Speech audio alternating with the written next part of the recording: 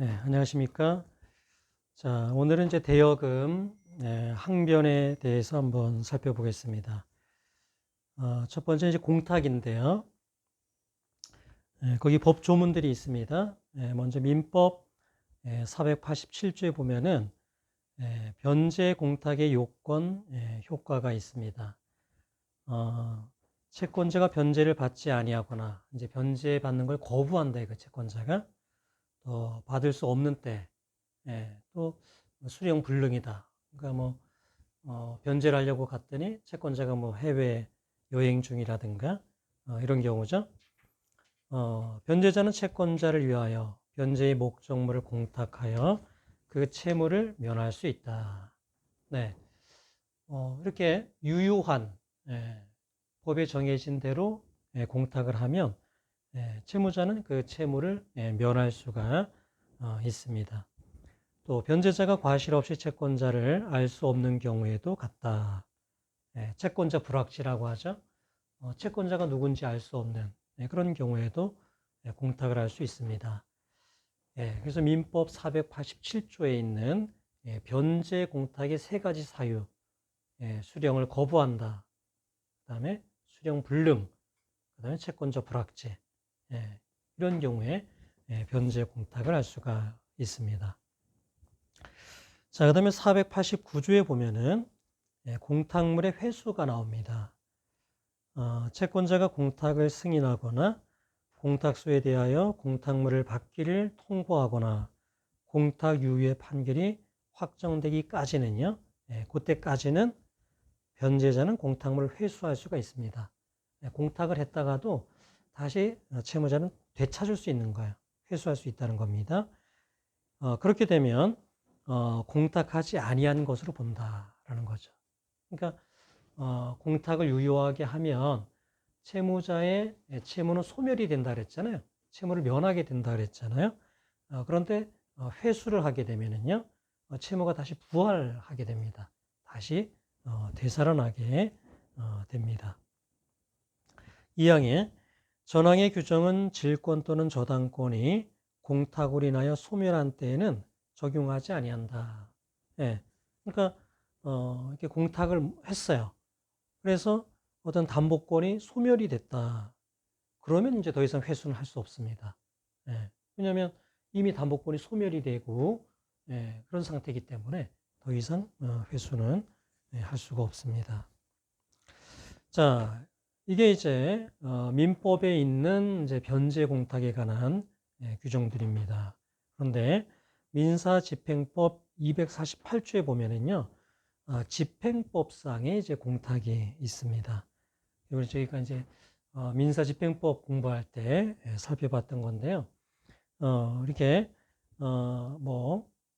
피압류 채권, 그러니까 자기의 그 채권이 압류가 됐다, 가압류가 됐다, 그런 경우에 제3채무자는 공탁을 통해서 이제 책임에서 벗어날 수 있습니다. 그때 하는 공탁이 이제 이런 집행 공탁인데요. 1항에 보면은 제3채무자는 압류에 관련된 금전 채권의 전액을 공탁할 수 있다. 이게 이제 권리 공탁입니다. 공탁할 수 있는 거니까요. 꼭 공탁해야 되는 건 아니고 공탁할 권리가 있다. 이거. 그래서 권리 공탁이라고 합니다. 그 다음에 2항 3항에 있는 거는 이제 의무 공탁인데요. 특히 3항을 보면은 금전 채권 중 압류되지 아니한 부분을 초과하여 거듭 압류 명령 또는 가압류 명령이 내려진 경우에 그 명령을 송달받은 제3채무자는 압류 또는 가압류 채권자의 청구가 있으면 그 채권의 전액에 해당하는 금액을 공탁하여야 한다. 이게 압류 경합 상태라고 하는 겁니다.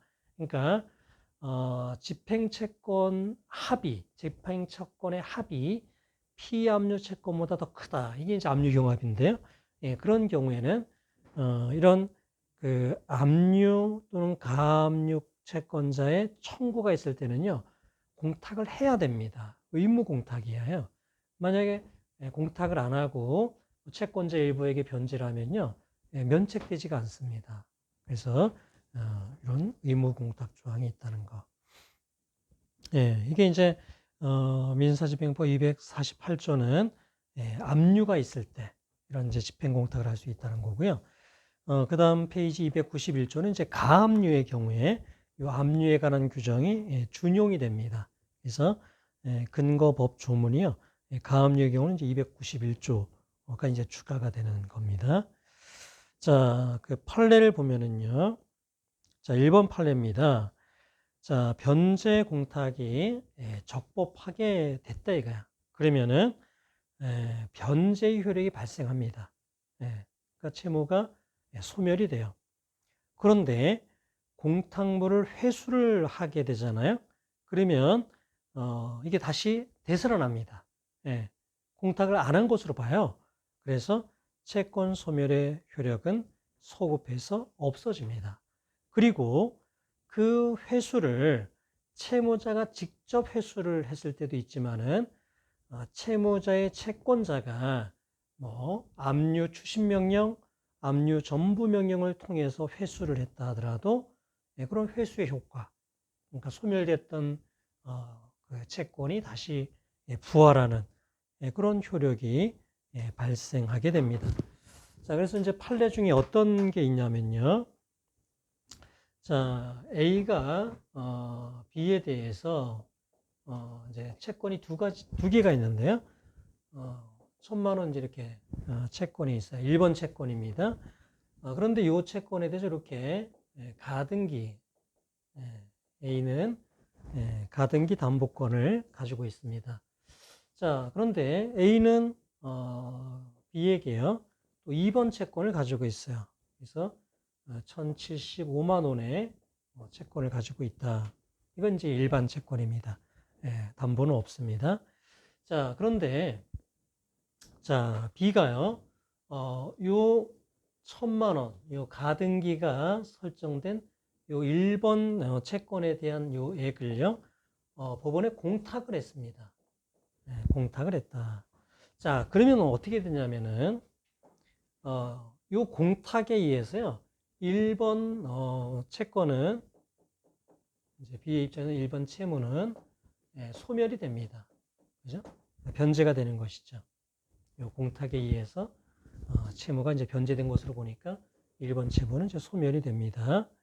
자, 그런데요. 이 경우에 A가 요 2번 채권에 기해 가지고요. 2번 채권에 대한 집행 권한을 얻어서 자, 요 B가 법원에 이제 공탁을 했다라고 하면 요 B는 공탁금을 회수할 수 있다 그랬잖아요.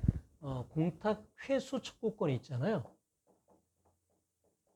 자, 요 공탁 회수 청구권을 압류하고 그 다음에 전부 명령을 받은 겁니다.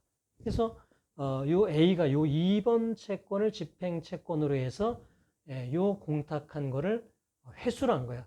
압류 전부 명령의 방법으로 회수를 한 겁니다. 그래서 요 2번 채권이 이제 변제가 된 것이죠. 그래서 2번 요 채권이 이제 만족을 얻은 겁니다. 그렇게 되면 요 1번 채권은요. 1번 채무는 부활하게 되죠. 그래서 원래는 이제 B는 이제 요 1번 채무를 공탁해서 이제 요거를 소멸을 시켰는데 A가요. 2번 채권을 집행채권으로 해서 요 공탁금 회수 청구권에 대한 압류 전부를 통해서 요걸 만족을 얻는다. 요 집행채권을 만족을 얻으면 그러면 요 1번 채권이 이제 부활한다는 거죠. 부활. 이게 이제 1번에 있는 내용입니다. 자, 그 다음에 2번 판례입니다.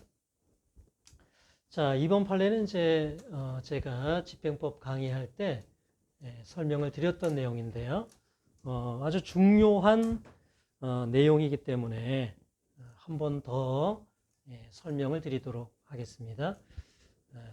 실제 이 채권 그 집행은요 아주 중요한 내용이기 때문에 한번 잘 들어두시면 좋을 것 같습니다.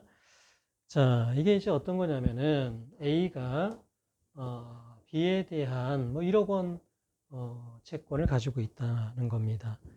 근데 이 채권을 이제 이렇게 C에게 이제 양도를 했는데요. 채권 양도에 대해서 지금 다투고 있어요. A는 채권 양도가 무효다. 그래서 이 1억 원은 내가 이제 채권자다 이렇게 주장을 하고요. C는 채권 양도가 유효하다. 내가 채권자다. 내가 양도받았다. 이렇게 이제 다투고 있습니다. 자, 이런 경우에 B의 입장에서는요. 채권자 불확지, 누가 채권자인지 모르겠다라는 이유로요. 변제 공탁을 할 수 있습니다. 민법 487조상에 변제 공탁을 할 수가 있어요. 자, 그런데 이런 상황에서 D가 A에 대한 채권에 기해 가지고 이 채권에 대해서 만약에 또 압류를 했다 이거야. 이 채권에 대해서 뭐 압류 추심 명령, 압류 전부 명령 이렇게 압류를 했다.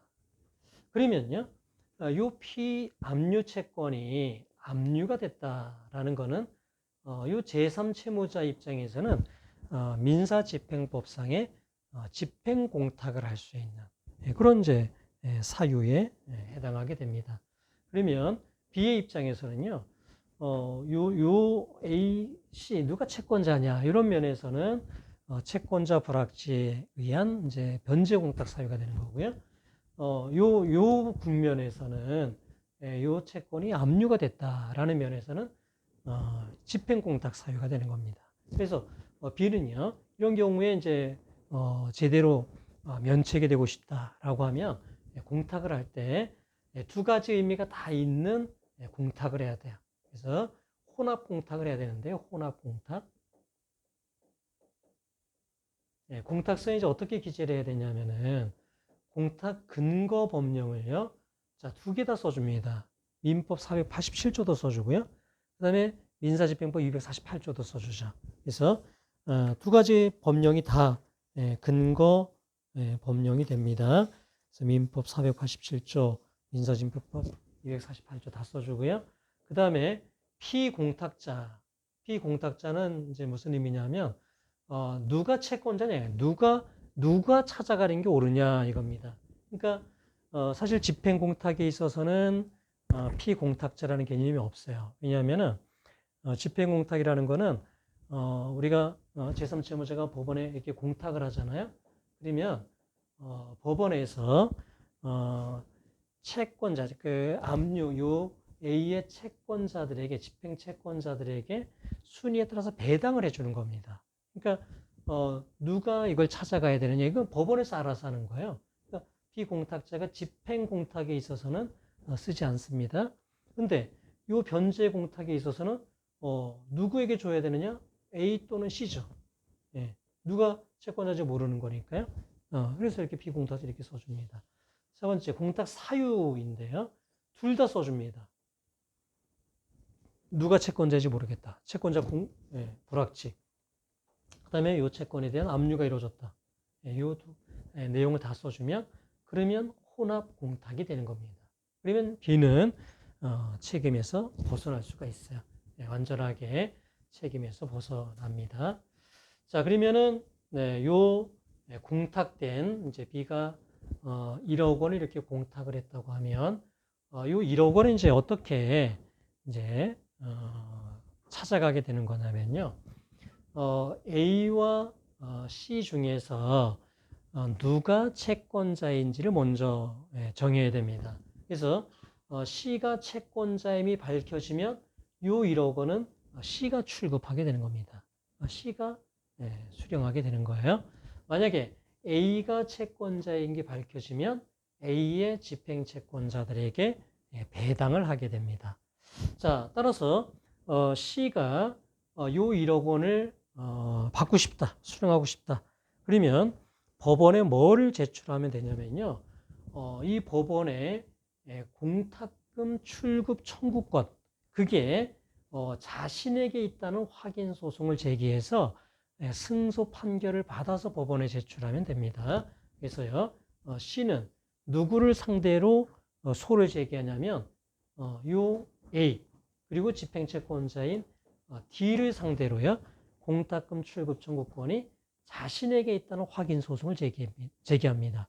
그래서 승소 판결을 받으면 C에게 1억 원을 줍니다. 자, 만약에 D가 이거를 배당받고 싶다 그러면 어떻게 되냐면요. 자, D는 C를 상대로 소송을 제기합니다. 뭐라고 소송을 제기하냐면 공탁금 출급 청구권이 A에게 있다는 확인 소송을 제기합니다.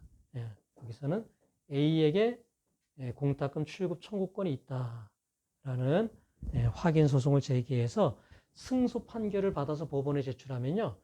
이게 A의 것이구나. 이 1억 원이 C 거가 아니라 A 거구나. 그러면 A의 집행채권자들에게 배당을 하게 됩니다. 자, 그게 이제 2번 판례입니다.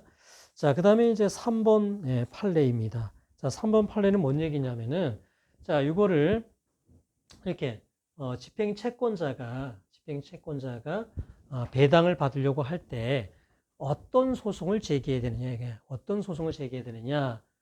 좀 전에 말씀드린 것처럼 요 D는요, 공탁금 출급 청구권이 A에게 있다는 확인 소송을 제기해야 됩니다. 누구를 상대로요? C를 상대예요. 그래서 D는요, 이거예요, 이거.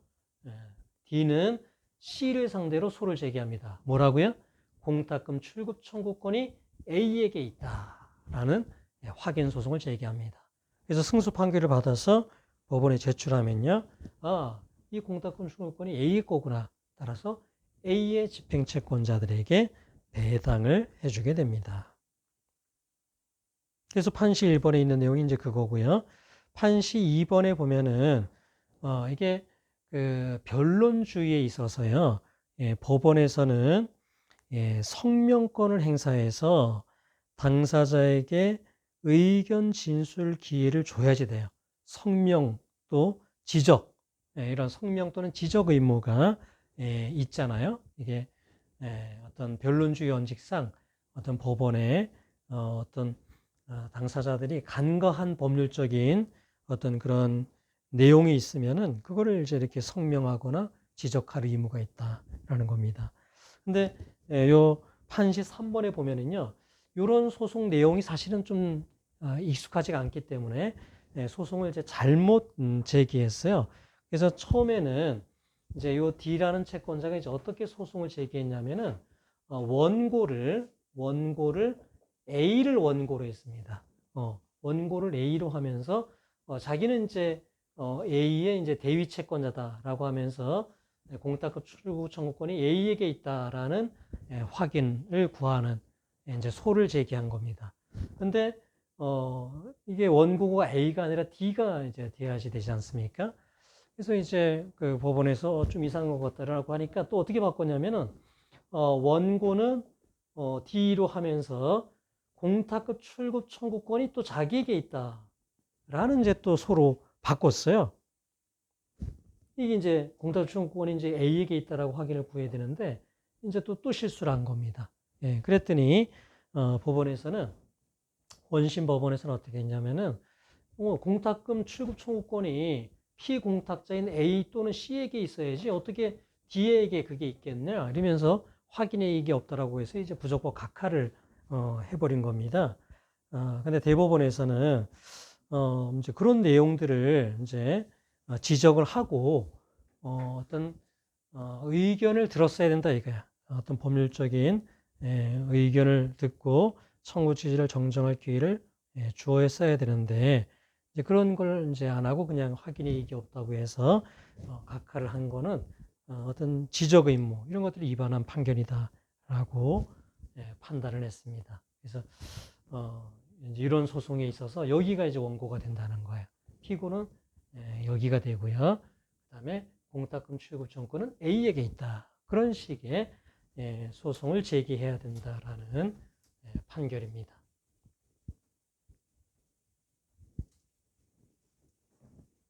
자, 그 다음에 4번 판례를 보겠습니다. 자, 4번 판례를 보면은요. 자, 변제 공탁을 하는 데 있어서요. 유효한 공탁이 되기 위해서는 채무액 전부에 대한 공탁이 있어야지 유효합니다. 그래서 일부 변제 공탁은 채권자가 이걸 수락하기 전에는요, 효력이 없습니다. 그 공탁으로서 효력이 발생하지 않습니다. 판시 2번에 보면은 만약에 유효한 공탁이라면요, 공탁한 때에 변제 효력이 발생합니다. 채무는 소멸하게 되는 것이죠. 자, 박스 안에 있는 문제를 이제 풀어보겠습니다. 자, 그 판례는요, 제가 그 문제를 이제 읽지 않고 그거를 그림으로 이제 설명을 해보면은 이제 이런 겁니다. A가 B에게 부동산을 이제 그 매도를 하고요. 계약금, 중도금까지는 받았어요. 그런데 이제 잔금 1억 원을 이제 받지 못한 상태입니다. 그리고 잔금 지급 기일은 이제 2019년 9월 1일입니다. 자, 그런데 A의 채권자인 홍길동이요. 홍길동이 A에 대한 5천만 원 채권을 이제 가지고 있어요. 그 5천만 원을 집행 채권으로 해서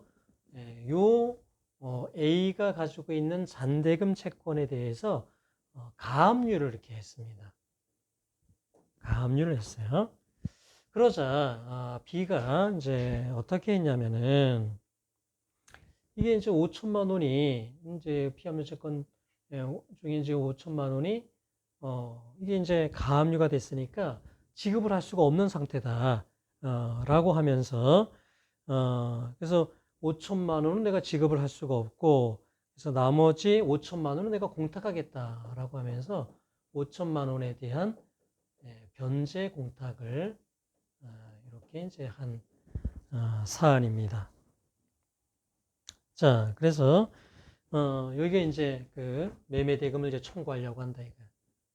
원고가 피고에게 매매 대금 청구 소송을 제기하려고 할 때 어떻게 청구를 해야 되겠는가라는 겁니다.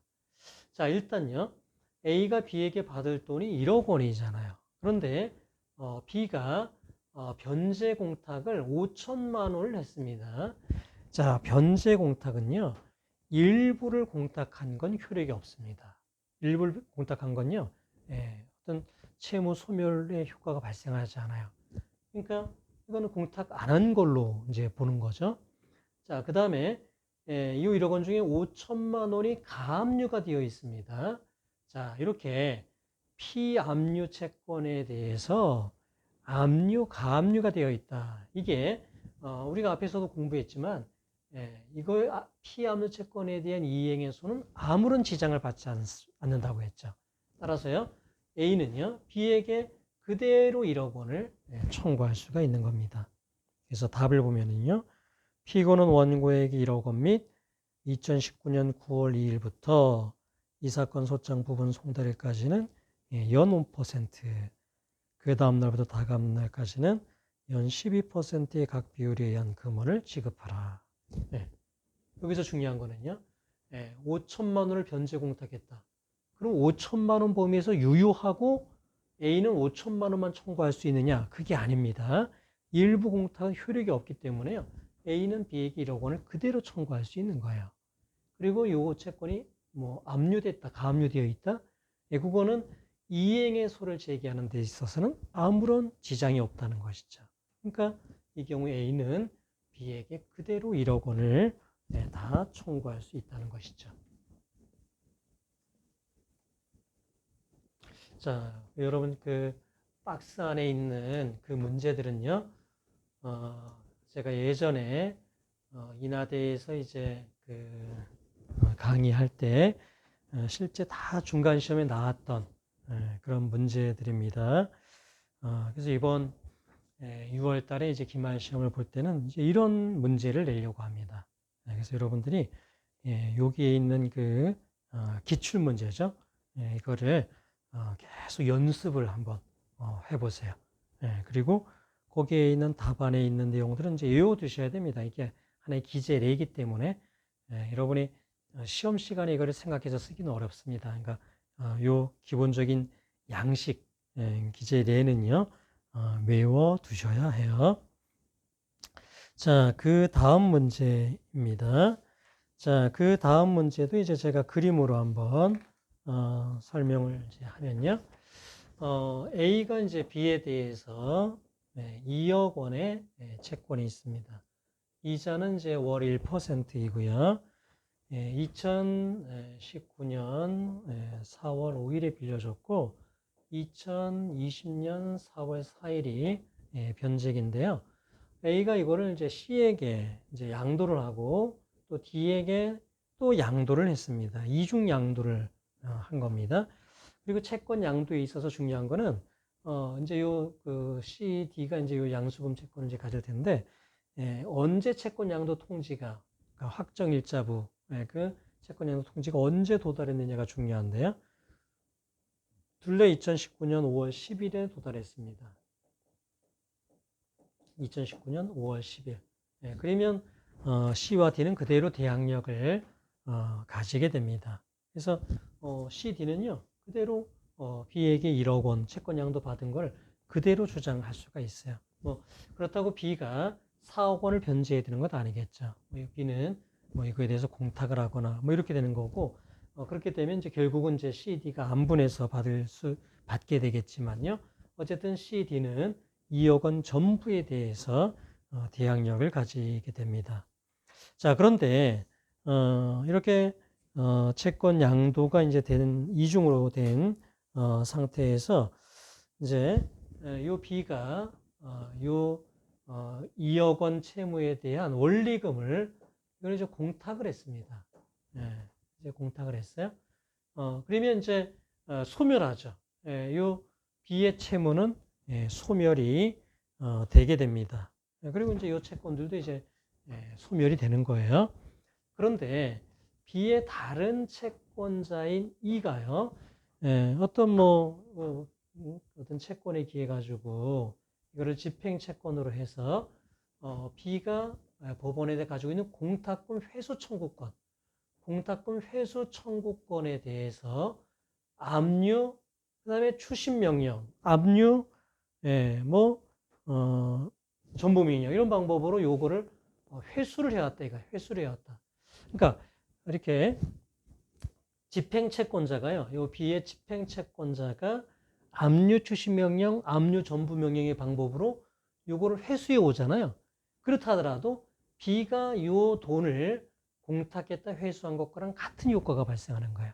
그래서 공탁금 회수 청구권에 대한 압류 추심명령을 했다. 그러면 E의 요 집행채권이 만족을 얻게 되겠죠. 요 집행한 범위 내에서 만족을 얻게 되는 거고, 그리고 요 소멸했던 이런 채권들은 다시 이제 부활하게 됩니다. 따라서 이 경우에 이제 C가 청구를 하려고 하면 어떻게 하느냐?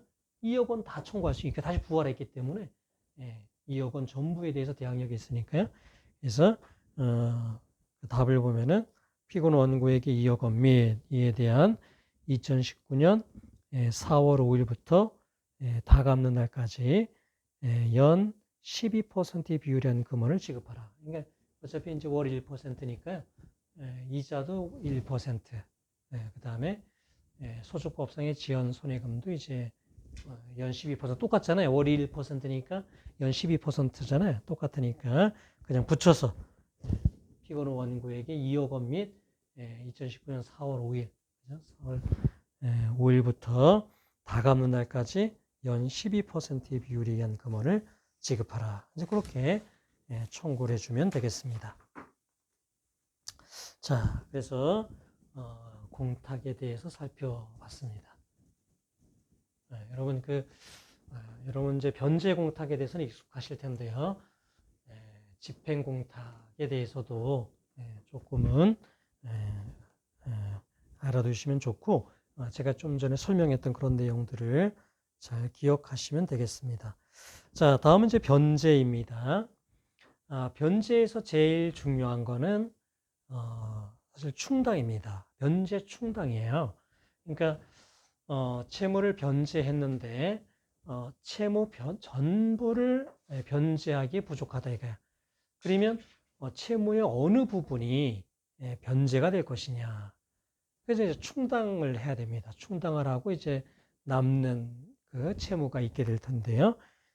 그거에 대한 이제 그 내용입니다. 그래서 일부 변제가 있을 때 어떻게 충당이 되느냐. 그래서 대단히 중요한 문제입니다. 먼저 그 민법 476조를 보면은요, 지정병제 충당이 있는데요. 근데 사실 여기에 나와 있는 그 지정변제 충당, 법정변제 충당, 이건 임의 규정이기 때문에요. 사실은 이거보다 더 앞서 적용되는 거는 합의에 의한 충당입니다. 당사자들이 합의에 의해서 채무의 일부를 변제한다. 그러면 그 채무 중에 어느 부분, 어느 채무에 대해서 변제한다. 이런 당사자의 합의가 있으면요, 그게 우선합니다. 자, 그런 합의 충당이 없으면은 그 다음에 이제 지정을 하게 되는데요. 476조 1항에 보면은 먼저 변제자에게 지정 권한이 있습니다. 변제하면서 이거는 이 부분에 충당한다. 이렇게 이거를 변제한다. 이렇게 지정을 했다면요. 거기에 이제 충당이 되고요. 그 다음에 이게 변제자가 지정을 하지 않은 경우에는 변제 받는 자가 이제 지정을 이제 하게 됩니다. 그래서 지정 권한이 먼저 변제자에게 이제 우선하고요. 변제자가 지정을 하지 않으면은 변제 받는 사람이 나 이걸로 내 변제 받는 걸로 할게. 이 부분에 변제 받는 것으로 할게. 그렇게 지정할 수가 있습니다. 그런데 변제 받는 자의 지정은요. 그러나 부분에 보는 것처럼 변제자가 그 충당에 대하여 즉시 이의를 한 때는 이제 효력이 없어서 이때는요, 법정 변제 충당으로 가요. 변제자가 이의를 제기하잖아요. 변제 받는 자의 지정에 대해서 이의를 제기하면 그 지정은 효력이 없어요. 그리고 법정 변제 충당에 의하게 됩니다. 자, 그 다음에 법정 변제 충당은요, 순서가 자, 이행기가 도래하고 또 도래하지 않고 뭐 그런 채무가 있으면요. 이행기가 도래한 채무에 충당이 됩니다. 자, 둘 다 이행기에 도래했거나 도래하지 않았다. 그러면 변제이익이 많은 채무에 충당이 됩니다. 하나는 이율이 월 2%고 하나는 이율이 월 1%다. 월 2%가 변제이익이 더 많잖아요. 그런 경우에 이제 2%그 채무에 이제 충당이 되겠죠. 자, 그 다음에요.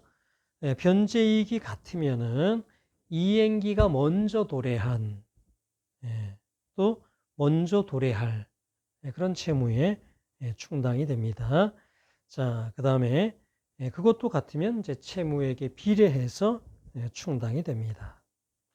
자, 그 다음에 479조에 보면은요, 비용, 이자, 원본, 그런 순서로 충당이 되도록 그렇게 규정이 되어 있습니다. 그래서 비용, 이자, 원본의 순서로 변제에 충당하여야 한다라고 되어 있기 때문에 지정 충당으로는 이걸 바꿀 수 없습니다. 그러니까 이것과 다른 지정이 있었다 하더라도요. 비용, 이자, 원본 요 순서를 바꿀 수는 없습니다. 이게 우선합니다. 그래서 원칙적으로는 지정 충당이 우선하지만은 요 비용, 이자, 원본의 순서는 바꿀 수가 없다. 합의 충당에 의해서는 바꿀 수 있습니다. 당사자들이 합의에 의해서 비용, 이자, 원본의 순서를 바꿀 수는 있습니다.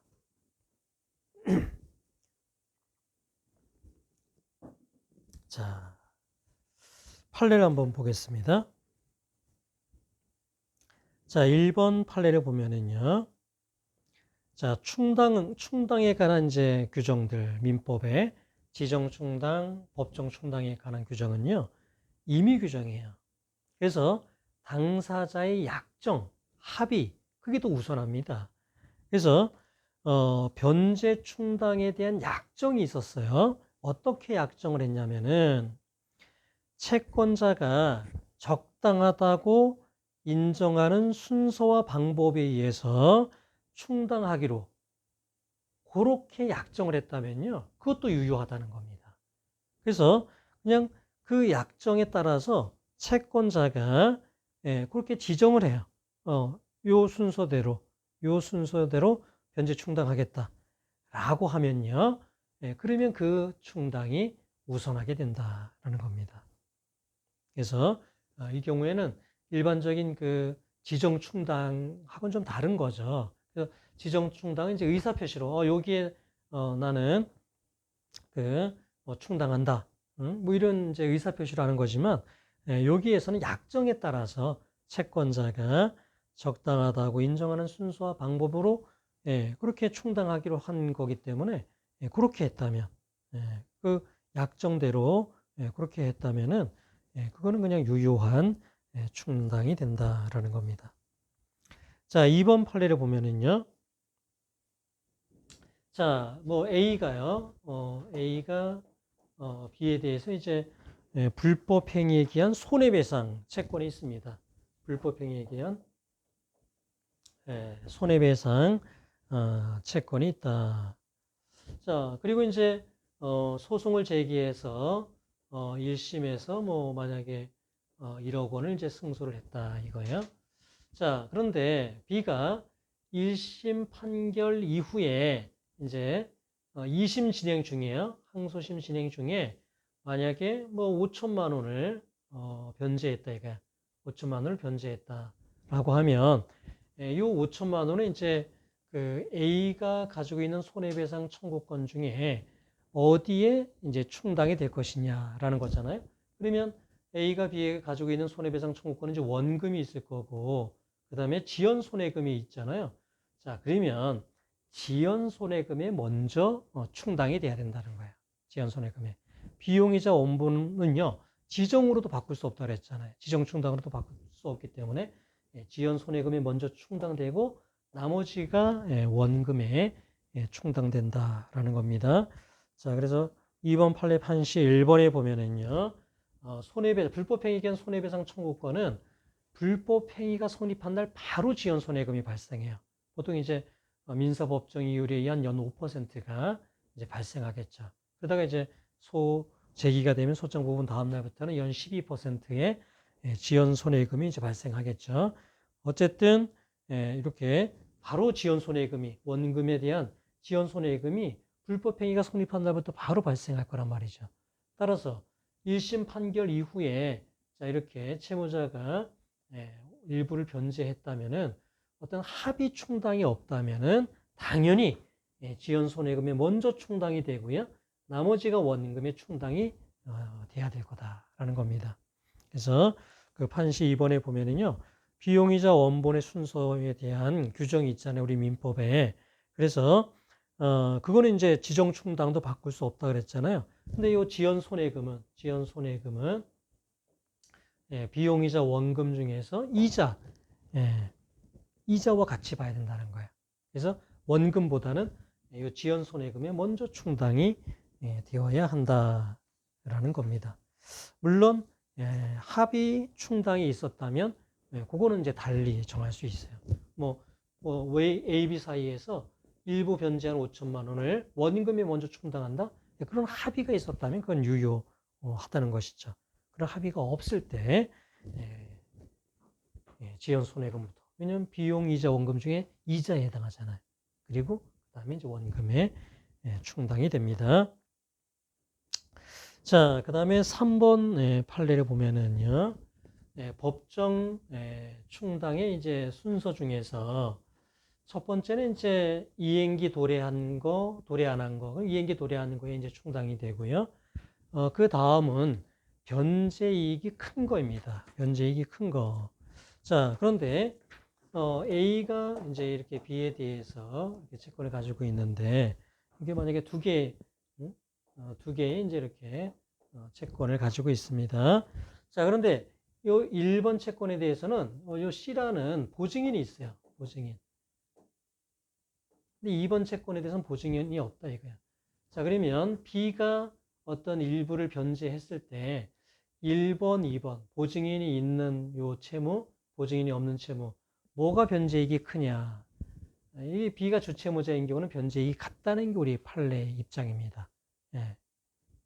이런 경우에는 변제이익이 같다. 어차피 여기는 주채무자, 여기 이제 어차피 갚아야 되는 거기 때문에 변제이익이 똑같다는 게 변제이익이 같다는 거예요. 뭐 어떻게 생각해 보면은 여기가 변제이익이 더 크다라고 볼 여지도 있을 것 같은데, 왜냐면 이거는 여기가 변제를 안 하면은 요 C에게 이제 이렇게 들어가면 여기가 부상을 하고 뭐 이럴 수가 있잖아요. 그런 걸 고려하면은 요 채무가 더 변제이익이 크다라고 볼 여지도 있는데, 우리 대법원은 같다라고 봅니다. 자, 그다음에 A가 B에 대해서 이렇게 두 개의 채권을 가지고 있는데요. 요 1번 요 채무에는 C가 저당권을 이렇게 물상보증인이 돼가지고, 저당권을 이렇게 제3자가 설정을 해줬다. 이건 이제 그게 아니고, 2번 채무에 대해서는 이제 저당권이 설정한 데 있고, 그런 경우에도 두 개의 변제이익은 같다라는 겁니다. 이 경우에는 이제 B가 이제 그냥 어차피 갚아야 되는 채무이기 때문에 물상보증인이 있는 채무, 없는 채무 사이에는 변제이익이 같다라고 봅니다. 자, 그 다음에 박스 안에 있는 문제를 한번 살펴보겠습니다. 자, 이게 변제 충당에 관한 이제 문제들인데요. 뭐 굉장히 중요한 문제입니다. 뭐 실제에서도요, 실무에서도 이제 많이 문제가 되기 때문에요. 이제 이런 문제가 많이 나옵니다. 그래서 이제 이런 연습을 좀 해보셔야 돼요. 아마 여러분 기말 시험에도 아마 이 변제 충당에 관한 문제, 또 이게 이제 상계에서도 이제 그 상계 충당의 문제가 있는데요. 그건 제가 시험에 내려고 합니다. 그러니까 잘 여러분이 연습을 해둘 필요가 있어요. 자, 첫 번째 이제 그 박스 안에 있는 문제는 그림으로 표현해 보면 이제 이렇습니다. A가 B에 대해서 두 개의 채권을 가지고 있는데요. 1번 채권은요, 2억 원이고, 이자는 이제 월 2%입니다. 2018년 4월 11일에 이제 빌려줬고, 2009년 4월 10일이 변제기인 채권입니다. 자, A는 B에게 이제 또 2번 채권을 가지고 있습니다. 2억 원이고요. 월 1% 약정을 했어요. 2018년 10월 11일에 빌려줘서 2019년 5월 10일이 이제 변제기입니다. 자, B는요, 2019년 2월 10일까지는 이자를 다 지급했습니다. 그러니까 이때까지 이자는 다 완제가 된 걸로 보는 거예요. 그러다가 2020년 2월 10일에 2억 4,800만 원을 변제를 했습니다. 이게 이제 어느 이제 채무에 이제 충당이 되느냐, 이제 그런 문제입니다. 근데 거기 10페이지에 보면은 나에 보면 뭐라고 돼 있냐면은 그 피고는 이제 B는요, 1차 차용금 채무의 원금 및 이에 대한 그때까지 이자 또는 지연 손해금의 변제에 충당하기로 지정하였다. 그러니까 B는요, 요 1번 채무에 이제 변제한다. 이렇게 이제 지정을 한 겁니다. 여러분 이제 기억해야 될 거 뭐냐면 지정 충당이 법정 충당보다 앞서긴 하지만은 비용, 이자, 원본의 순서는 바꿀 수가 없는 것이죠. 지정 충당으로는요. 그래서 이 지정이 있었다 하더라도요. 1번, 2번 채무의 이자 지연 손해금이 먼저 충당이 됩니다. 지정을 한 1번 채무의 그 원금의 충당되기 전에 먼저 1, 2번 모두의 이자 지연 손해금이 먼저 충당이 돼요. 그래서 이 시점에서 이제 이 시점까지 발생한 1번 채권의 이제 이자 지연 손해금을 계산해 보면은요, 2억 원에 대한 2%의 그러니까 이때부터죠. 2월 11일부터 1년간이잖아요. 그죠? 1년간 2%에 기한 요때까지는 이제 이자일 거고, 요때부터 요때까지는 이제 그 지연 손해금이겠죠. 그러니까 변제기까지는 이자일 거고요. 변제기 다음부터는 이제 지연 손해금일 텐데, 근데 그러니까 2002년 이제 2월 10일이니까 그러니까 2019년 2월 10일이니까 이때부터 요 4월 10일까지는 이자, 이때부터 이때까지 이제 지연 손해금인데 이율은 똑같죠. 약정 이율인 2%에 기해서 이제 발생하고 이제 12월에 치니까 이게 4,800만 원의 이자 및 지연 손해금이 발생하게 되고요. 그다음에 2번 채권에 대해서도 2억 원에 대한 1%죠. 그리고 이것도 12개월이니까 2,400만 원의 이자 지연 손해금이 발생해서요. 합이 7,200만 원인데 이게 먼저 충당이 된다는 겁니다. 그래서 자 2억 4,800만 원 중에서 이거를 바꿀 수는 없어요. 비용이자 원금 순서를 바꿀 수 없기 때문에 이게 먼저 충당이 되는 겁니다. 그래서 이자 지연 손해금이 먼저 충당이 된다. 먼저 충당이 돼서 2억 4,800만 원 중에 이게 충당이 되고 나면은요 1억 7,600만 원이 남습니다. 그리고 요 1억 7,600만 원이 B가 지정한 1번 원금에 충당이 됩니다. 그래서 1번에 원금에 충당이 되고 1번은 2,400만 원이 남습니다. 그래서 이제 1번 채권은 2,400만 원이 남고요. 2번 채권은 이제 2억 원이 그대로 남겠죠. 그리고 그거에 대해 2020년 2월 11일부터 지연 손해금이 붙겠죠. 왜냐하면 요 2020년 2월 10일까지는 이제 지연 손해금이 다 충당이 되고 소멸했잖아요. 요 변제한 그 다음 날부터 지연 손해금이 발생하게 됩니다. 그래서 답을 보면은 2억 2,400만 원이죠. A가 B에게 청구할 수 있는 거는 2,400만 원, 2억. 그러니까 2억 2,400만 원이고요. 1번 채권에 대해서는요. 요 2월 11일부터 월 2%가 되고요. 그 다음에 요 2억 원에 대해서는 2020년 2월 11일부터 월 1%, 연 12%. 그러니까 이것도 이제 소축법상도 똑같으니까 그냥 쭉 월 1%, 연 12%를 써도 됩니다. 그 금원을 지급하라. 그렇게 기재를 해주면 되겠죠. 자, 그 다음에 그 다음 박스 안에 있는 문제입니다.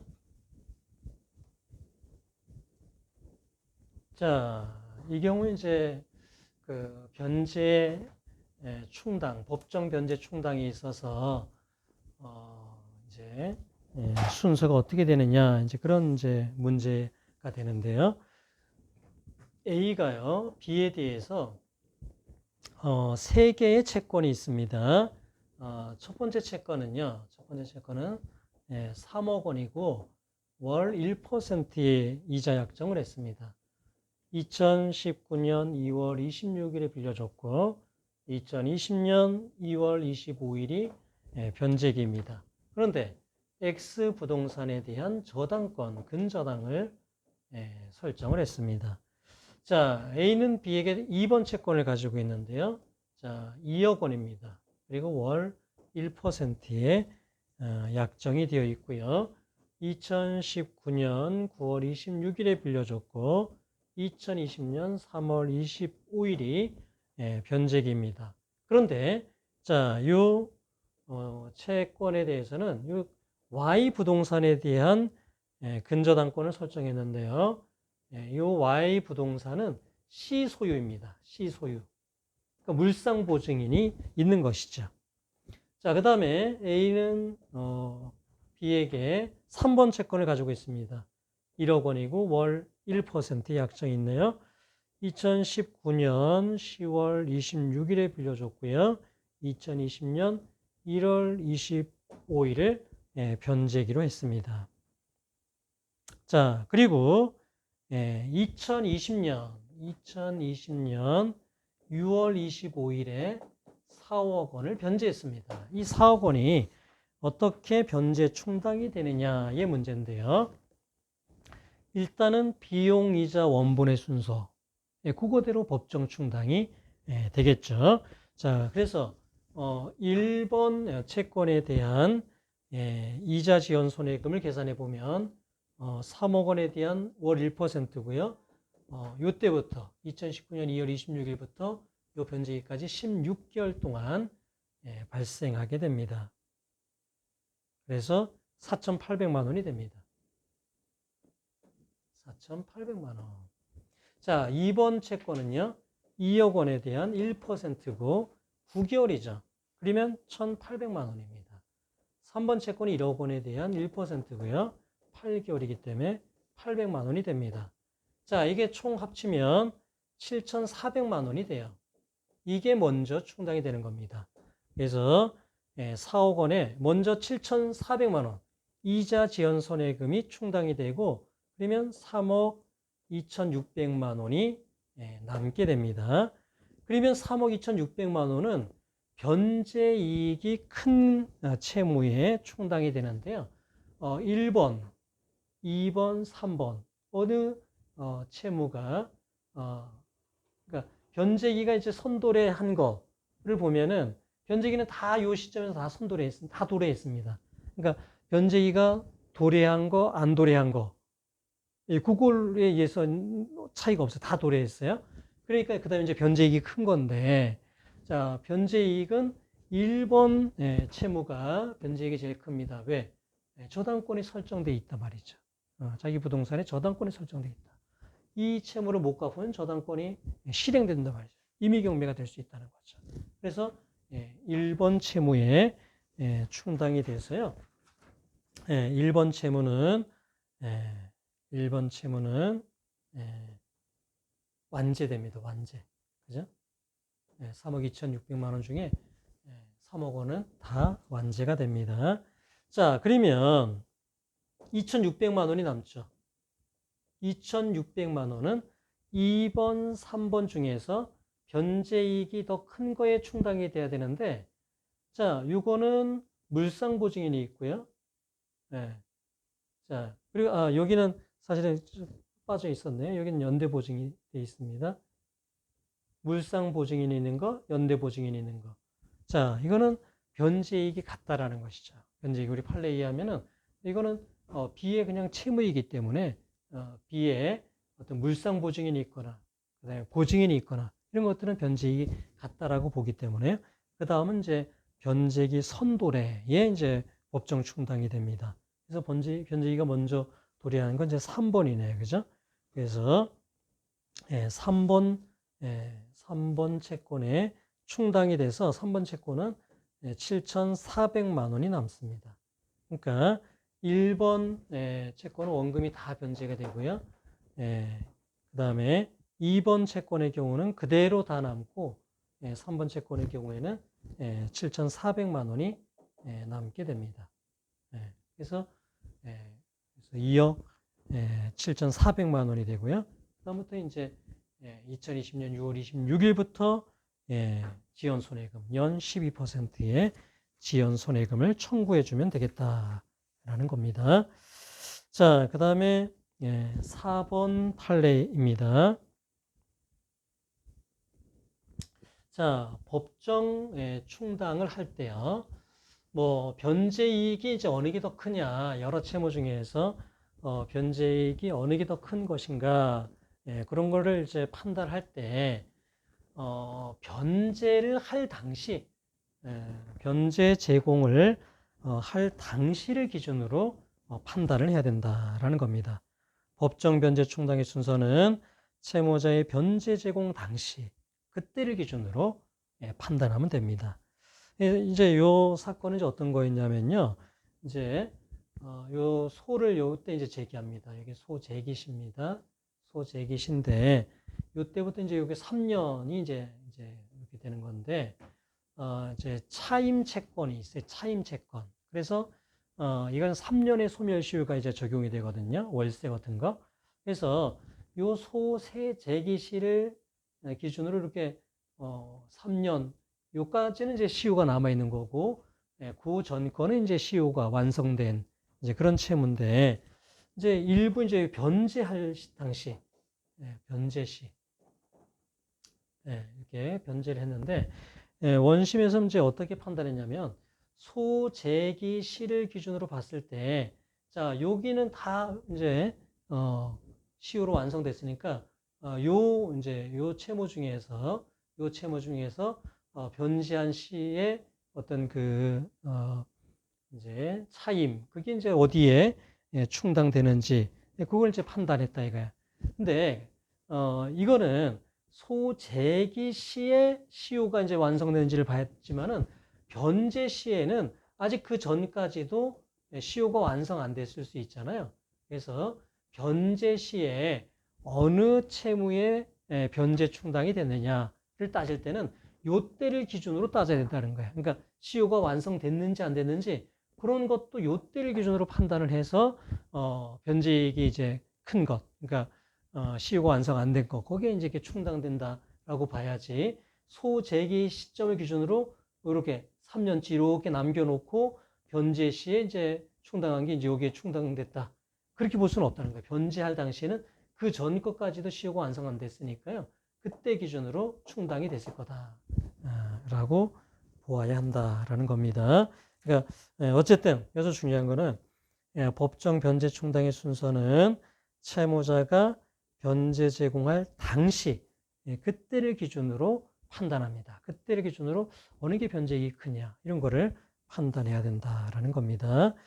잠깐 쉬었다가 하겠습니다.